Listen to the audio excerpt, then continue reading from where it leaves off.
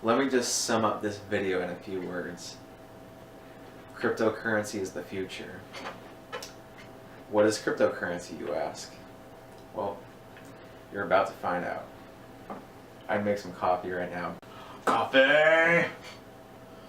I hate drinking water. So, I don't know what you've heard about cryptocurrency, but you might have heard about Bitcoin. So let me break it down for you. Cryptocurrency is digital money in which encryption is used to control how coins are generated and verify transactions without the need for a middleman, aka a central bank. Now, the US dollar is subject to inflation every single year. The Federal Reserve keeps printing cash, in contrast to Bitcoin, a decentralized cryptocurrency, which only has 21 million units that will ever exist. And you might ask, well, what if we run out of those 21 million units? Bitcoin is distributed on online exchanges, and they determine its value by supply and demand. I find that really interesting. Let's say 0.000001 Bitcoin could be worth $1,000. It can be split any way you want. Bitcoin is often referred to as digital gold. There's a fixed supply of the currency and it cannot be recreated. So Joey, what if the government decides to shut down Bitcoin? Bitcoin can't be shut down, and the US government realized that pretty quick.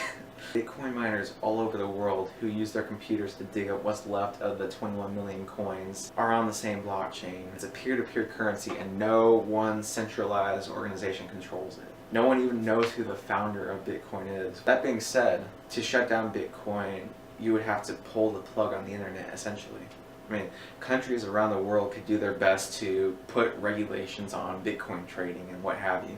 But in the end, that would only make the currency worth more due to the increased difficulty to buy them. Bitcoin is also secure because it uses public key cryptography. You have a private key and you have a public key. So let's say, for example, Alice wants to send 10 Bitcoin to Bob, but doesn't want to give away her private information, or maybe she just doesn't trust Bob. I don't trust Bob. Who trusts Bob? Not me.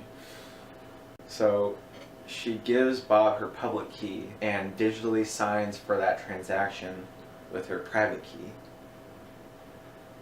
Yeah, so the transaction is recorded on the blockchain, which is a public ledger that Bitcoin runs on. Privacy! Yes, that's another issue in today's world. On the public ledger, people know how many coins are in people's addresses and which addresses that they send money to. However, the ledger doesn't reveal the identity of the wallet owner. Something else to think about. And I will get into the history of Bitcoin in another video.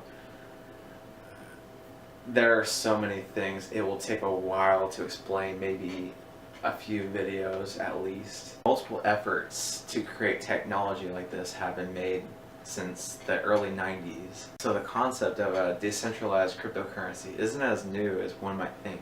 Something else that I find really interesting about this whole thing is that it was conveniently started during the 2008 financial crisis. But one of the reasons why it's taking off right now is not only because of the increased acceptance of it, but also due to the fact that some countries are devaluing and demonetizing their currencies. The Indian rupee, for example, it was announced that its 1,500 rupee notes would be banned.